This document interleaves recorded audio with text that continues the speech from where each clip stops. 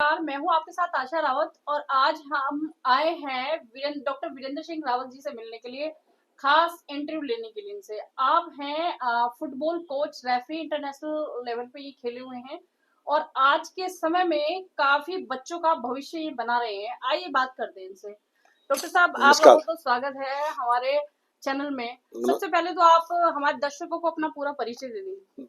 नमस्कार madam. AP channel का मैं तहे दिल से धन्यवाद देना चाहता हूँ कि आप यहाँ मेरे संग्रहालय में आए। और मैं डॉक्टर वीरेंद्र सिंह रावत हूँ और कई वर्षों से इस फुटबॉल के लिए मैंने नौकरी छोड़ी, कर्ज लिया, जमीन बेची, शोषण सहा, जेल गया, कई बार घायल हुआ, लेकिन हार नहीं मानी। उसके बाद भी आज 27 साल से उत्तराखंड के बच्चों को भविष्य बना रहा हूँ। आप काफ़ी समय से इस क्षेत्र में एक्टिव हैं और बच्चों को कोचिंग भी दे रहे हैं फुटबॉल के लिए। काफ़ी बच्चे आपके सामने खेल के आपके द्वारा जो कोचिंग दी है, उनका भविष्य बना है। आपने कब शुरुआत की अपने फुटबॉल करियर की?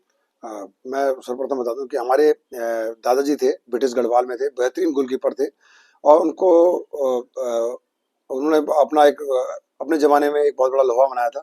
तो उनसे हम जब 4-5 साल के थे, हम उनसे कहानियां सुना करते थे। उसके बाद हमारे पिताजी खेले फौज गढ़वाल राइफल में मिडफील्डर। उसके बाद हमारे बड़े भाई खेले, कमल सिंह रावत जी 86 में इंडिया खेले। उसके बाद हम उनको देख के प्रेरणा स्रोत में उनका बैग लेके हम जाते थे कि खेल देखने के लिए कि कैसे खेलते हैं।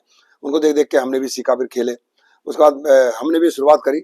और ये दौर जब मैं 84 की बात बता रहे हैं, तब मैं 8th क्लास में था, तो मुझे एक अवसर मिला। देहरादून का एक पवेलियन ग्राउंड है, 1939 का हिस्टोरिकल ग्राउंड है। तो 84 में मुझे एक ब्रेक मिला मैच खेलने का, और वो बड़ा क्राउड था उस जमाने में। एक चांद क्लब हुआ करता था और देहराइन क्लब हुआ करता था। उसमें हमारे सीनियर ने मुझे एक मौका दिया और उससे मैंने एक आश्चर्यजनक गोल मारा और वहीं से बस मेरी जीवन की शुरुआत हुई। फिर मैंने 86 में मैंने अंडर 16 नेशनल खेला, फिर 88 में मैंने 19 खेला। उसके बाद फिर मेरा दौर चलता रहा, खेलता रहा। यह है कि गरीबी में जीवन भी था। गाय भैंस पाली, 4 भाई 1 बहन, और दूध बेचा। पर यह कि हार नहीं मानी, पढ़ते भी रहे। धीरे धीरे 10th भी किया, 12th भी किया, बीएससी करी, फिर एमएससी करी, एमकॉम करी, फिर रेलवे इंजीनियरिंग करी, कंप्यूटर डिप्लोमा में गया। आपको बता दें पिछले साल ऑनरेबल मुझे पीएचडी डॉक्टरेट की उपाधि मिली।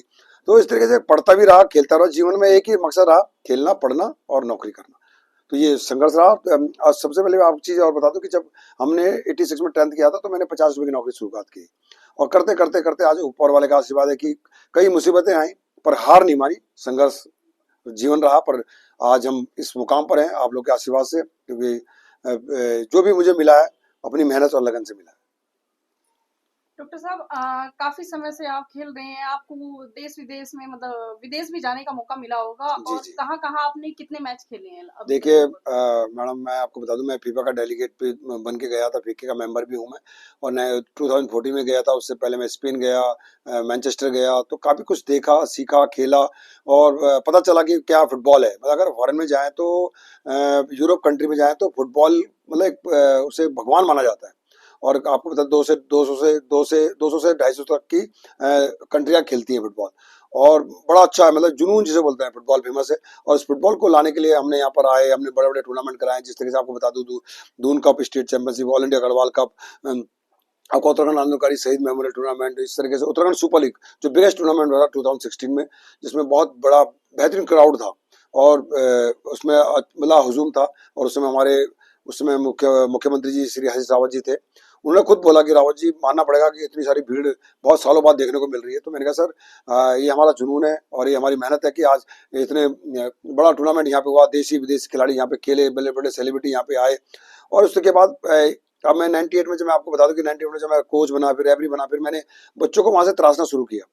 और करते करते करते करते आज मेरे हजारों बच्चे, 27,000 से ऊपर मैंने बच्चों का भविष्य बनाया है, जो अच्छे खिलाड़ी बने हैं, रेफरी बने हैं, कोच बने हैं, नेशनल इंटरनेशनल लेवल पे नाम कमा रहे हैं। इंडियन टीम में अगर आपको बता दें तो अनिरुद्ध थापा इस समय बेहतरीन खेल रहा है। उसके बाद दीपेंद्र नेगी है। उसके बाद आपका रोहित दानू है, जितेंद्र बिष्ट है। इस तरीके से पहाड़ों से हम दूरस्थ क्षेत्र से खिलाड़ियों को लाए, तराशा, उनको सुविधाएं दी और वो आज इस मुकाम पर है कि अपना नाम रोशन कर रहे हैं, उत्तराखंड का नाम रोशन कर रहे हैं। उसके बाद हर साल कहीं ना कहीं बच्चे हमारे गढ़वाल राइफल में, कुमाऊं राइफल में, बीजी रुड़की में, ओएनजीसी में, इनकम टैक्स में, बड़े बड़े डिपार्टमेंट में, नॉन गवर्नमेंट में, स्कूलों में जॉब कर रहे हैं। तो मुझे अच्छा लगता है कि जब वो बच्चे, मैंने जिंदगी में पैसा तो इतना नहीं कमाया पर मैंने नाम बहुत कमाया, और बच्चे जब मेरे से आशीर्वाद लेते हैं और जब मेरे पैर छूते हैं तो मुझे वो स्वर्ग से सुंदर लगता है। कि मुझे ऐसा लगता है कि मैंने बहुत बड़ा एक जो मेरा धरती पे जो ऋण है वो मैंने चुका दिया है। जैसे कि डॉक्टर साहब आपने बताया कि काफी बच्चे आपके अंडर में कोचिंग कर रहे हैं और काफी बच्चों का सिलेक्शन भी हुआ है, काफी उन्होंने नाम कमाया देश के लिए।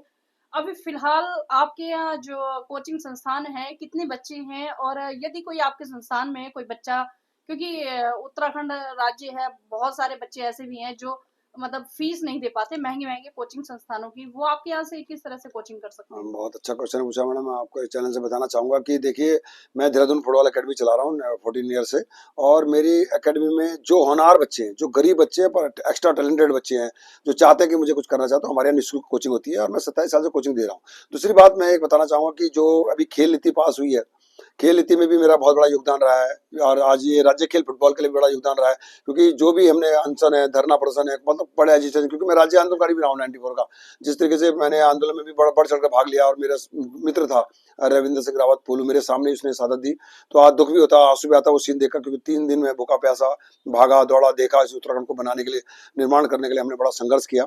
तो आज मैं इसीलिए इस बच्चों के लिए कहता हूँ, क्योंकि बच्चों को मैं इसलिए जागरूक करता हूँ कि भाई आप आए, देहरादून फुटबॉल एकेडमी है मेरी, और उसको मैं चलाता हूँ। यहाँ पे गुल्लघाटी रोड पे मेरी एकेडमी है, उत्तरकाशी में है, मेरी पौड़ी में है, जो हम गरीब बच्चों को तैयार करते हैं, उनको नेशनल इंटरनेशनल लेवल पहुंचाते हैं। दूसरी बात है, एक चीज और है कि हम नशे से भी दूर कराते हैं बच्चों को, दूसरों को फास्ट फूड से भी दूर कराते हैं, उनको स्वास्थ्य के प्रति जागरूक करते हैं कि भाई जीवन में आपने सिर्फ पढ़ना खेलना है 21 साल तक, उसके बाद आपको नौकरी करनी है। तो जब आप अच्छा पढ़ेंगे, अच्छा खेलेंगे, तो ऑटोमेटिकली आपको नौकरी मिल जाएगी। तो मेरा हमेशा रहा है कि मैं अपनी एकेडमी, मेरे अभी देहरादून फुटबॉल एकेडमी देहरादून में 60 से 65 बच्चे हैं, उत्तरकाशी में 30-35 है, ऐसी 40-45 हमारे उत्तर पौड़ी में है। तो इस तरीके से कहीं भी है, हम कहते हैं कोई भी अगर इस आपके चैनल के माध्यम से कोई भी अगर हमारे एकेडमी की ब्रांच खोलना चाहता है, गरीब बच्चों को प्रमोट करना चाहता है, तो हम उनको सपोर्ट जरूर करेंगे और उनका भविष्य उज्जवल भविष्य बनाएंगे। क्योंकि राज्य खेल फुटबॉल है, और आप देख रहे हैं कि खेल नीति पास हो की है, इसमें स्पोर्ट्स कोटा भी लागू हो चुका है, और हमारे मेडलिस्ट अभी आप हाल ही में 38 नेशनल गेम्स हुआ है, जिस तरह से आप देख रहे हैं मेरे सामने ये मुझे मौली का जो चुनाव स्मृति चिन्ह मुझे मुख्यमंत्री द्वारा सम्मानित किया गया, और हमारे बच्चों ने सिल्वर मेडल लाया फुटबॉल में, और क्योंकि सरकार ने बोला था कि जो मेडल लेके आएगा उनको सरकारी नौकरी मिलेगी, तो अब ये सरकारी नौकरी उनको जल्दी ही मिलने वाली है। सिल्वर मेडल लेके आए थे बच्चे, जिसमें हमारे जो मेरे स्टूडेंट है, वाजिद अली है, आपका अभिषेक रावत है, आपका राजेंद्र सिंह बैरोला है, अक्षय थापा है, शशांक ममगाई है, इस तरीके से काफी काफी आयुष बिष्ट है, ऐसे कई कई बच्चे जिनको हमने कोचिंग दी बचपन में, और वो आज इस मुकाम पर पहुंचेंगे, उत्तराखंड का मान सम्मान बढ़ाया और सिल्वर मेडल लेके आए। डॉक्टर साहब, आप उत्तराखंड राज्य के लिए काफी मतलब बच्चों का भविष्य बनाने में मदद कर रहे हैं, सरकार से आपको किस तरह का सहयोग मिल रहा है? देखिए मैडम, मैं तो निरंतर काम कर रहा हूँ, सरकार से मुझे आज तक कोई सहयोग नहीं मिला, मैं आपको साफ साफ बता दूं।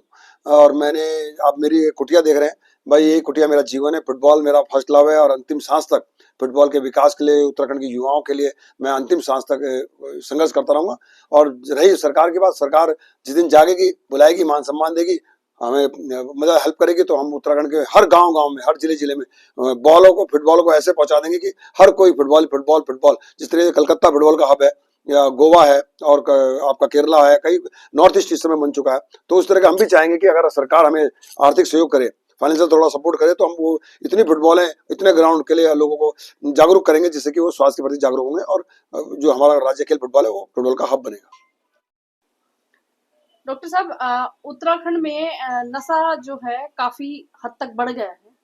आजकल जो हमारा युवा है वो नशे की तरफ भी जा रहा है, और आपकी सबसे पहले तो आप हमारे दर्शकों को अपनी एज बता दें कितनी है?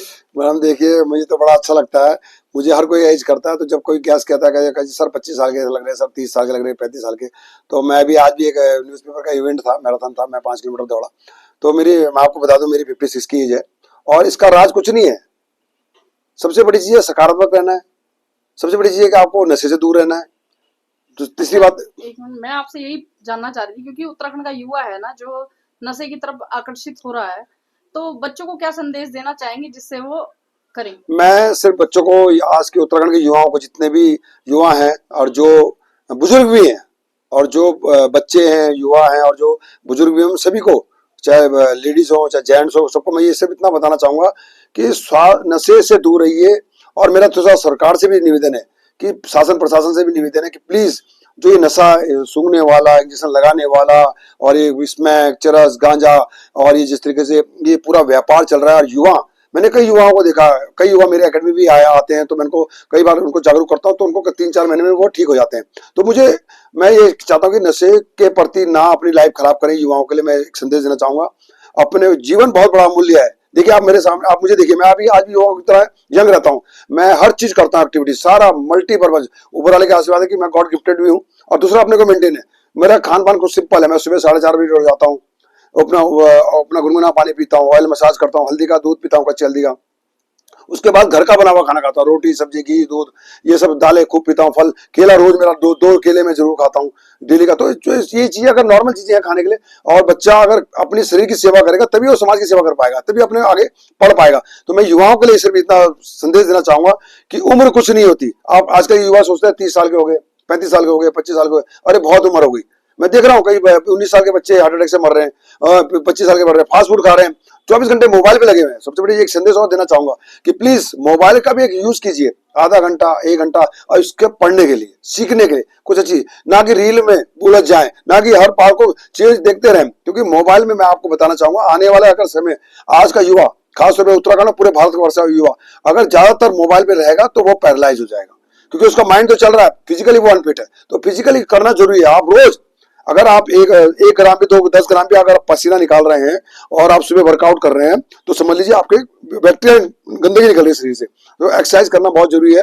अब आप देख सकते हैं हमारे में कुछ नहीं है, हम नॉर्मल है, पर नॉर्मल खाते हैं, नॉर्मल बोलते हैं, नॉर्मल चलते हैं, सब कुछ करते हैं। तो मैं सिर्फ इतना युवाओं को ये संदेश देना चाहूंगा कि प्लीज रिक्वेस्ट है आपसे कि नशे को दूर कीजिए, और ये जितना भी नशा है मैं कहता हूँ उसको दूसरे लोगों को भी जागरूक कीजिए, क्योंकि उत्तराखंड में नशा व्यापार पूरा फैल चुका है, चाहे लड़कियां हों चाहे लड़के हों, सब बर्बाद हो रहे हैं। तो मेरा उन सभी से ये संदेश है इस चैनल के माध्यम से कि प्लीज अपने को संभालिए। जिस माँ बाप ने आपको एक अमूल्य जन्म दिया है इस धरती पे, उस माँ बाप का मान सम्मान रखिए। और उम्र बहुत लंबी है, आप 80 साल 90 साल तक भी जी सकते हैं और बहुत कुछ कर सकते हैं समाज में।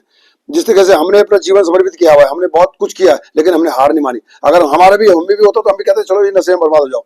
तो माइंड नशे में बर्बाद होकर आपको कुछ नहीं मिलना, आपका परिवार बिगड़ जाएगा, आप बिगड़ जाओगे, समाज आपको थूथू करेगा।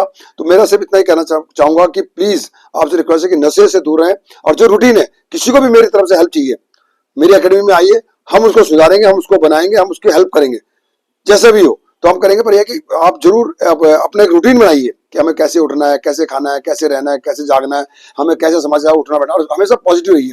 माइंड को मोबाइल पे ज्यादा बिजी मत रखिए, फास्ट फूड को बिल्कुल मत खाइए, chowmein, momo, pizza, burger, cold drink, chips, Kurkure, ये सब हार्मफुल है। जितना भी आप बाहर की चीजें खाते हैं, आपका शरीर धीरे धीरे लीवर, किडनी, कैंसर, कई चीजें बीमारी होती है। ऊपर वाले का आशीर्वाद मैं आपको बता दूं, कोरोना काल भी आया पर मुझे कोई बीमारी नहीं, आज तक मैं डॉक्टर के पास नहीं जाता। कभी मेरा सिर दर्द होता है, बुखार आता है, तो मैं सिर्फ गुनगुना पानी खूब पीता हूँ, दाल का सूप पी लेता हूँ खूब दबा के, वो मेरा 2-3 दिन मैं रेस्ट करता हूँ। आजकल लोगों को बर्दाश्त ही नहीं है, आधा 1 घंटा करते हैं, रुकते हैं कि चलो डॉक्टर के पास चलो, चलो हॉस्पिटल में जाओ। हॉस्पिटल में आप जाने हैं तो समझ लो आपको बीमारी का घर आपने पैदा कर देना है। वहां पे उसने डिप लगा देनी है डॉक्टर ने, आपको लेटा देना बिस्तर में, तो आपकी बॉडी जो स्टेबल हो जाती है, जो वर्कआउट आपने करना होता है वो नहीं कर पाते।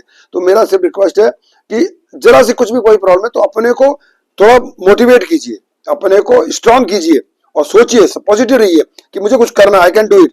जब मैं 56 साल का युवा आपको बता सकता हूँ, मैं तो आज भी युवा बोलता हूँ। और भी देखिए मेरा रूटीन है कि मुझे खेलना भी है, खिलाना भी है, कोचिंग भी करानी है, बच्चों के साथ पूरा फिट रहना है। जो आज जो मेरी एनर्जी है, जो मैं इस चैनल के माध्यम से बता रहा हूँ आपको, तो मेरी एनर्जी क्या है, सिर्फ स्वस्थ रहना है, अच्छी नींद लेनी है, अच्छा पढ़ना है, अच्छा खेलना है, और अच्छे समाज के साथ रहना है, उठना बैठना है, सबका भला कीजिए, नेगेटिव लोगों से दूर रहिए और दूर रहिए और अपने को आगे बढ़ने की कोशिश कीजिए। लास्ट में मैं इतना ही कहूंगा कि असफलता एक चुनौती है, असफलता एक चुनौती से स्वीकार करो, क्या कमी रह गई, क्या कमी रह गई देखो और सुधार करो। जब तक ना सफल हो, जब तक ना सफल हो, नींद चैन को त्यागो तुम, संघर्ष का मैदान छोड़कर मत भागो तुम, कुछ किए बिना ही जय जयकार नहीं होती, कोशिश करने वाले कभी हार नहीं होती। इसको अमल कीजिए और जिंदगी में आप जरूर सक्सेसफुल होंगे।